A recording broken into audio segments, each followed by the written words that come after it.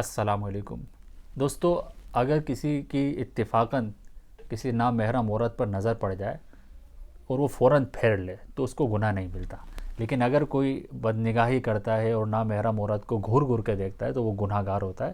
اور آقا علیہ الصلوۃ والسلام کی حدیث سے حضور علیہ السلام نے ارشاد فرمایا کہ زنا العینین النظر، کہ آنکھیں بھی زنا کرتی ہیں اور آنکھوں کا زنا بدنگاہی ہے۔ اس بدنگاہی سے بچنا ہر مسلمان کے لیے فرض ہے۔ اگر وہ بدنگاہی سے نہیں بچتا تو حرام کا مرتکب ہوتا ہے اور جہنم میں جائے گا۔ بدنگاہی سے بچا کیسے جائے؟ کچھ نوجوان تو ایسے ہوتے ہیں جو بدنگاہی کو نارمل لیتے ہیں، وہ سوچتے بھی نہیں ہیں، ان کو لگتا ہے کہ بس میری آنکھیں میری مرضی۔ اور کچھ نوجوان ایسے ہیں جو بدنگاہی کرتے ہیں تو انہیں احساس ہوتا ہے کہ ہم اللہ کی نافرمانی کر رہے ہیں اور بچنا چاہتے ہیں۔ اس ویڈیو میں آپ کو ایک طریقہ بتاؤں کہ ہم بدنگاہی سے بچ کیسے سکتے ہیں۔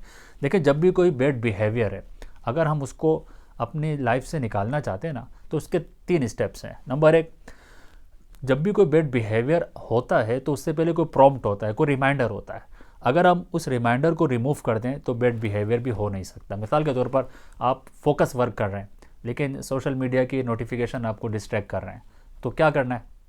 آپ نوٹیفیکیشن کو بند کر دیں۔ تو آپ نے نوٹیفیکیشن کو جب بند کر دیا تو اس نے ریموو کر دیا آپ نے، اب آپ فوکس کام کر سکتے ہیں۔ تو اگر تو یہ کر سکتے ہیں کہ جہاں پر یہ بدنگاہی ہو رہی ہے، جیسے کہ اسکول کالج ہیں، آفیسز ہیں، اگر آپ کے لیے ممکن ہے تو ان جگہوں پر جانا ہی چھوڑ دیں۔ تو اسے کہا جائے گا کہ آپ مسجد میں اعتکاف کر کے بیٹھے ہیں اور نیک لوگوں کے ساتھ ہر وقت ہیں، تو یہ تو پھر بدنگاہی ہوگی نہیں۔ مگر مجھے پتہ ہے یہ پریکٹیکل نہیں ہے۔ سیکنڈ اسٹیپ کی طرف آئیں۔